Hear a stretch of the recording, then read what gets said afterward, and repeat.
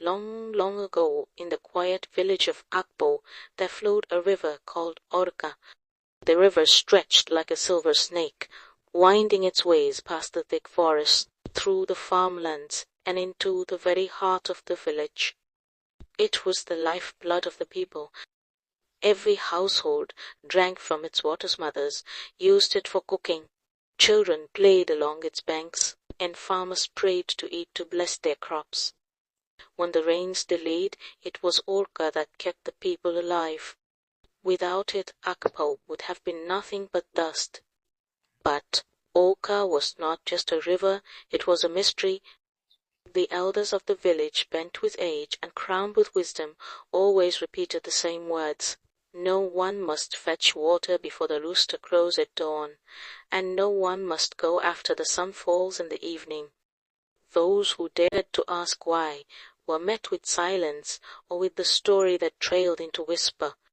The law was clear, the law was strict, and the law was obeyed, yet the river itself seems to hold the answer. In the stillness of early morning, when the world was caught between night and day, meat swirled over its surface like a white veil at dusk, when the last night melted into darkness. The river seems to glow faintly, as though holding secret beneath its surface. The people of Apo respected its power, they feared it, and so the laws passed from parent to child, from one generation to the next. In that same village lived a young girl named Adashi, was the only daughter of Baba Ada, a farmer known for his wisdom, Kandiada, a woman whose words carried the weight of stories long remembered. Ada was different from the other children. She was bright, restless, and full of questions. When her friends ran to play, she would sit under the great Tiroko tree, staring at the river, with wonders in her eyes. While others obeyed without thought, Ada always wanted to know why. As the family sat by the fire, she asked her mother, "Mama, why must we not go to the river at night? What happens there? Who will stop us?" Her mother stared the pot in silence before answering, "Because, child, that is when the spirit walks. The river is their home before the morning breaks, and after the sun has gone. Your own grandmother went out at night to fish water. She never returned. We searched and searched all over. We could not find her. We only found her calabash floating on the water. No body, no voice, no sign of her again. Here, father, Baba." Ada raised his voice sharply. "Do not ask again, Ada. Some knowledge is dangerous. Obey the words of the elders, and you will live long." But Ada's curiosity burned like fire. Instead of quenching her questions, her parents' warning only fanned the flames. The days turned into weeks, and still her heart whispered, "What lies beyond the mist? What happens when the sun goes down?" She began to notice things others ignore. How the cricket went silent when the evening mist touched the water. How dogs barked and refused to cross the river path after dark. How even the bodiest hunters avoided its banks when the moon rose.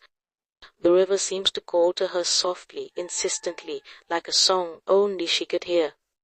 One evening, when the crimson sun sank behind the tall Iroko trees, and the sky turned the color of palm oil, Ada made her decision. She waited until her parents slept. Quietly she tied her wrapper, picked up her calabash, and tiptoed out into the night. The village was Osh, the hot dark, the night air heavy with the smell of hell and fire, wood smoke. She walked quietly.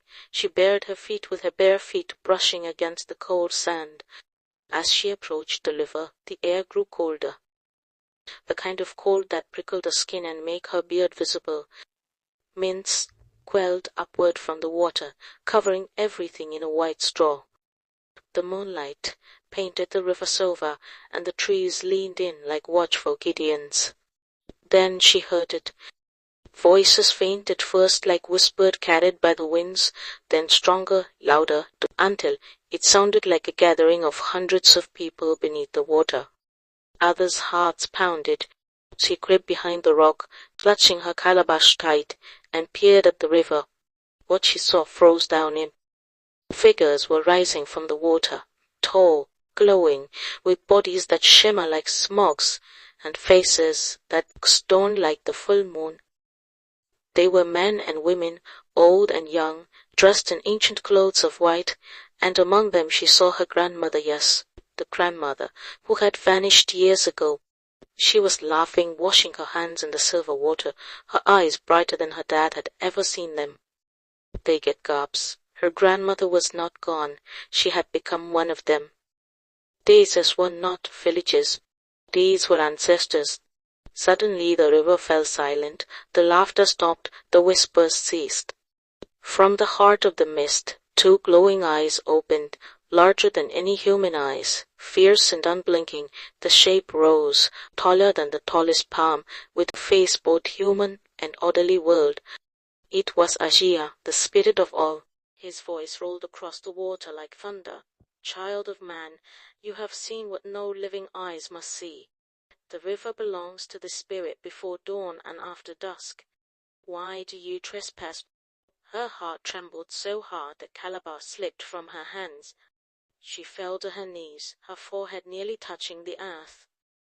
Please, spirit, she begged, her voice shaking. I meant no harm. I only wished to know the truth.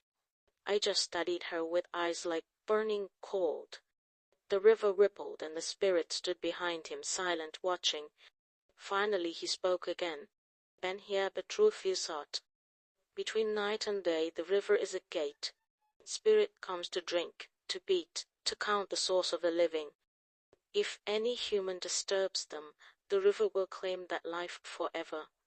Your grandmother was taken because she broke the law. And you, child, you have dared to stand before me. Ada burst into tears. Spare me, Great Spirit. I'll never return at this time again. Ada's voice softened, though it still carries the weight of thunder. You're brave, you're foolish. I will spare you tonight, but know this, speak of what you have seen before. Your ear turns white with age, and the river will come for you in your sleep. As they spoke, the spirits sunk into the water one by one, vanishing like smoke in the wind. The glowing eyes dimmed and the mist lifted. When Ada opened her eyes, she found herself at the edge of the village, her calabash lying empty at her feet. The sound of the river fainted in the distance. From that night on, Ada never disobeyed again. She carried the secret in her heart like a stone. She grew, she married, she bore children, and she lived many years, and only when she became an old woman, her hair as white as egress feathered, and her voice trembling with age, did she gather the children of the village. They sat at her feet, their eyes wide, their ears open, and she told them the story of what she had seen that night at the Forbidden River. And so to this very day, no one in Apple dares to fish water before dawn or after dusk. The river remains both a blessing and a warning, for Orca does not forget, Orca does not forgive. The people drink from it, they washed in it, but they never cross its law. And the story reminds us that curiosity is good, but wisdom is knowing when to stop, for some mysteries belongs not to the living, but to the spirits who walk between the worlds.